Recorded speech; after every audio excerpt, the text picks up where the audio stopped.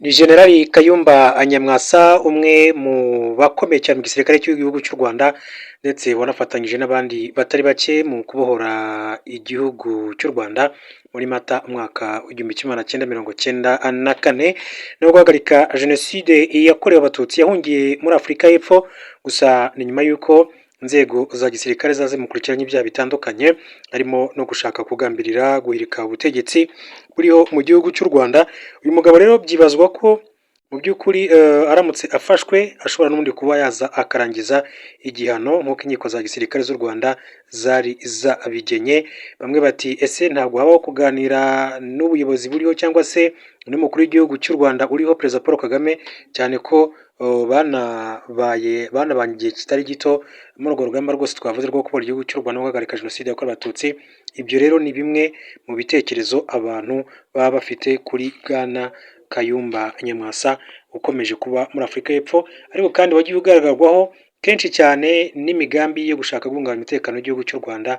Hari n'inkuru twagiye tunagarukaho uburyo yashatse kwifatanya na Perezida Felix Tshisekedi, ubwo Tshisekedi yavugaga ko umuntu wese wumva yaba afite umugambi wo gushaka guhungabanya umutekano w'igihugu cy'u Rwanda azakomeza kugenda amutera inkunga. Hanyuma ariko mbere gato yuko turaza kujya kuri iyo nkuru, reka mbabwire ko umuvugizi wa guverinoma y'u Rwanda Laurent Macron yatangaje ko ibitangazamakuru byo muri Afurika y'Epfo byatangiye guha urubuga Bwana Kayumba Nyamwasa wamaze guhamwa n'ibyaha mu Rwanda bihamya neza umugambi iki gihugu gifite guhungabanya umutekano w'u Rwanda. Inkuru y'ikinyamakuru rya Akadomo.com yanditswe ku itariki ya 2 z'ukwezi kwa 25 bagize bati hashize hafi icyumweru umwuka utari mwiza ubuye hagati y'u Rwanda na Afurika y'Epfo bitewe n'amagambo ya Perezida Cyril Ramaphosa Afurika y'Epfo bavuze ko ingabo z'u Rwanda RDF ari inyeshyamba, ndetse agahakana byinshi mu byo yaganira na Perezida Paul Kagame ku kibazo cy'intambara mu burasirazuba bwa Repubulika ya Demokarasi ya Congo.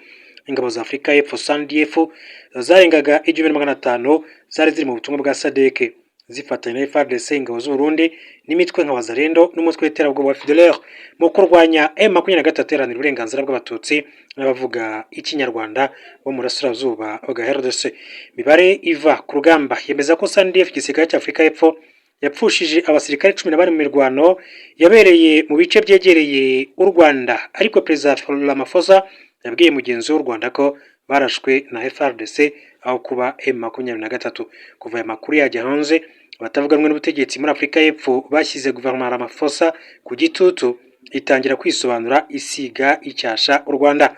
Ikinyamakuru Newsroom Africa cyo muri Afurika y'Epfo cyihutiye guhamagara umuvugizi wa guverinoma y'u Rwanda Laurent Macron asobanura uruhare rw'ingabo za SANDF mu ntambara yabera mu burasirazuba bwa RDC hafi y'umupaka w'u Rwanda, ariko mu gihe gito icyo kiganiro kirasibwa, ahubwo bashyiraho icyo bagiranye na Kayumba Nyamwasa aharabika ubuyobozi bw'u Rwanda.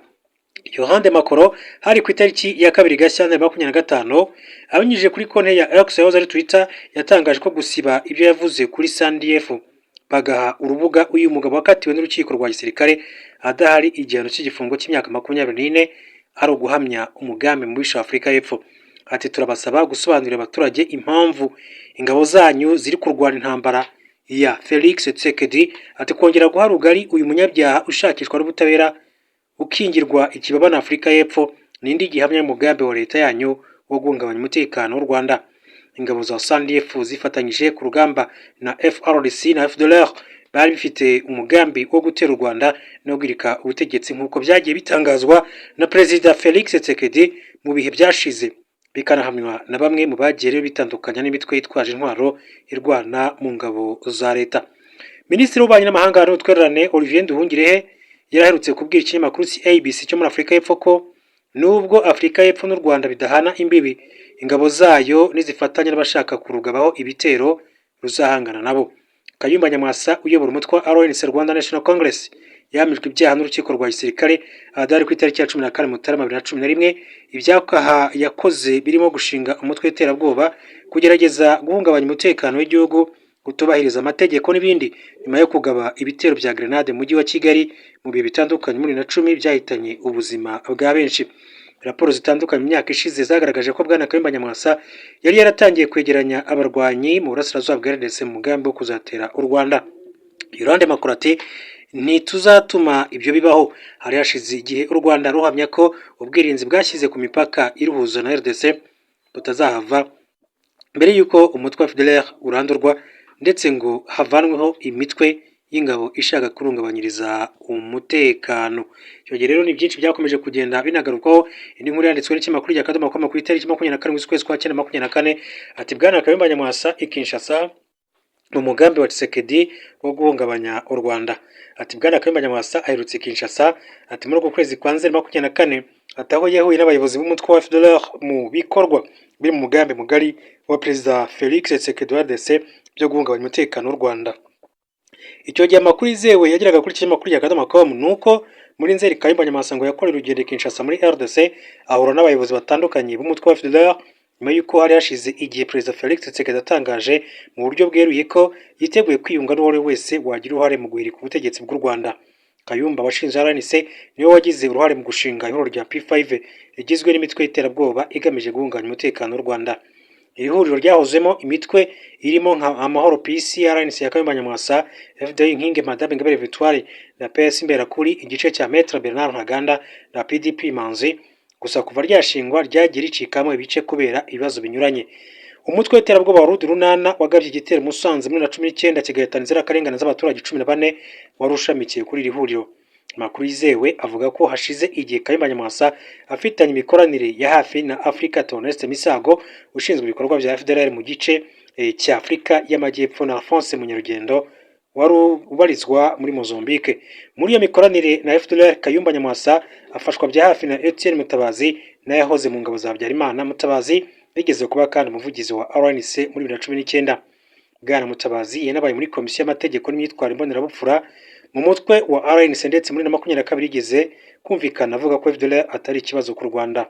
Bivuga kandi ko umunsi ku wundi Kayumba Nyamwasa avugana na Major Gaston Iyamuremye wari uzwi nka Victor Byiringiro uyoboye umutwe wa FDLR muri iki gihe.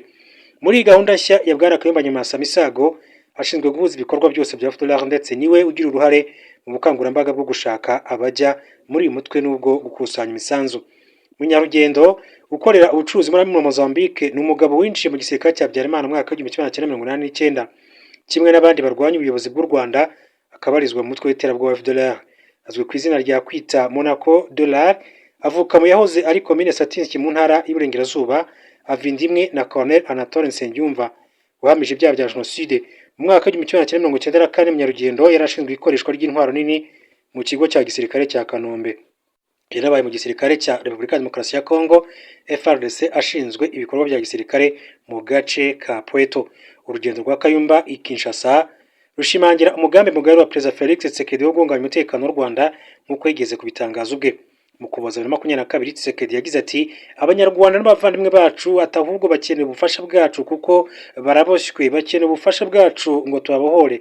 N'abavandimwe bakeneye ko dushyira hamwe tukabakiza abayobozi babasubiza inyuma. Kuva icyo gihe yarushijeho kandi gukaza imikoranire batavuganwe n'ubuyobozi bw'u Rwanda, ahera kuguha intebe umutwe wa FDLR akomereza ku bandi bahunze igihugu nka Eugene Richard Gasana. Yemeranyije na Gasana ko aba umuhuzabikorwa w'abantu bari muri gahunda zigamije guhuza imbaraga no kunga ubumwe mu mugambi wo kurwanya ubutegetsi bw'u Rwanda. Si ibyo gusa kuko hashize iminsi mike hagiye hanze inyandiko ku itariki 26 Nyakanga 2024 yashyizweho umukono umuyobozi w'ibiro bya Felix Tshisekedi Antoine Kinzo Kamore igaragaza ko leta Kinshasa imaze igihe mu biganiro na guverinoma ya Niger kugira ngo yohereze muri Repubulika ya Demokarasi ya Kongo abanyarwanda 6. Abo nabakurikiranwaga n'urukiko mpuzamahanga mpanabyaha rwa Arusha rwashyiriweho u Rwanda. Bamwe muri bo bafunguwe nyuma yo kurangiza igifungo bakatiwe ubwo bahamywaga uruhare muri jenoside yakorewe Abatutsi mu mwaka wa 1994 n'abagizwe abere barimo Sagautu Innocent, Nzoneme François Xavier, Mugiraneza Prosper, Nteziryayo Alphonse, Ntagerura André, Zigiranyirazo Prote uretse kwitaba Imana n'abandi bari bakomeye muri leta ya Habyarimana yateguye jenoside. Muri bo babiri bahoze mu nzego nkuru za gisirikare nka Major François Xavier Nzonemeye warushinzwe urwego rw'ubutasi bwa gisirikare na Kapiteni Osasa Gahoto warumwungirije. Zigiranyirazo uzwi nka Zedi yari muramu wa Perezida Habyarimana akaba musaza wa Agathe Habyarimana. Colonel Nteziryayo we yayoboye ishami rishinzwe imyitwarire mu gisirikare mbere ya jenoside military police. Abaprefe wa Butare Mugi André, Ntagerura na Prosper Mugiraneza bahoze muri guverinoma mu gihe cya jenoside. Aba bose nibo Tshisekedi akomeje gukusanya kugira ngo bagire uruhare mu guhungabanya umutekano w'igihugu cy'u Rwanda.